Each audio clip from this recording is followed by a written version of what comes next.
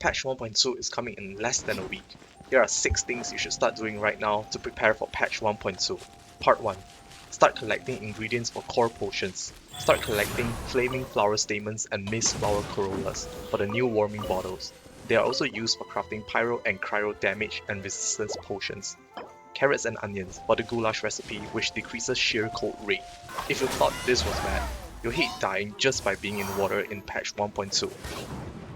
The second thing is prototypes, mainly the Catalyst, Spear and Claymore. The new craftable weapons all use the existing prototypes dropped by weekly bosses. All of them have the same passive, which deals additional damage instance in an AoE. This damage is based on your attack damage and can be increased when attacking an enemy affected by cryo, which probably means all the time in the new 1.2 map. If you manage to get a prototype from the weekly boss this week or the following week, hold on to them. We know for certain the new Catalyst will be the best free-to-play Catalyst obtainable to date, having attack percentage substat and a really good passive. The Spear will have physical damage bonus. This is amazing for anyone out there with a Zhongli and without a Crescent Pipe, because this means you can build your Zhongli to do decent auto attack damage and not only having to rely on the meteor for damage. And the Claymore will have physical damage, which is insanely good for Razor and Chongyun, with Razor being mainly a physical damage DPS and Chongyun doing consistent cryo damage to apply the enhanced passive of the weapon. The third thing is to ascend your characters. Every character should be at least level 20 over 40, if possible 50 over 60,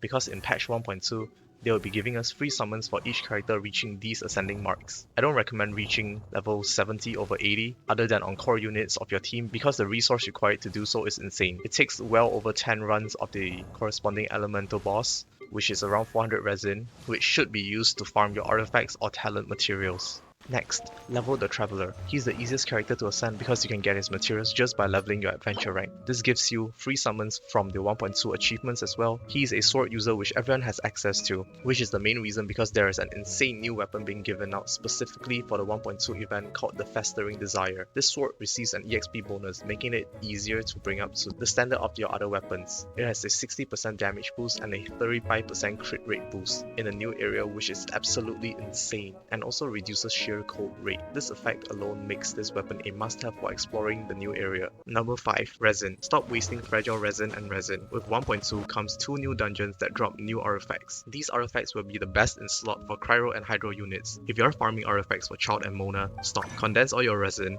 and keep as many fragile resin as possible because you'll want them to be rocking the new hydro set as soon as 1.2 drops. And finally, save up your wishes. If you already have Zhongli, stop using your intertwined fates. Save them for 1.2 but don't summon as soon as the patch drops, because there is a high chance Albedo will not be as good. Wait and see how he performs, as well as how he's received by the community. That will give you an estimate of how good he is. If you like this video, leave a comment down below telling me which part you liked the most, or conversely, if you didn't like the video, leave a comment down below telling me which part I could have done better. Subscribe to my channel if you like the video as well.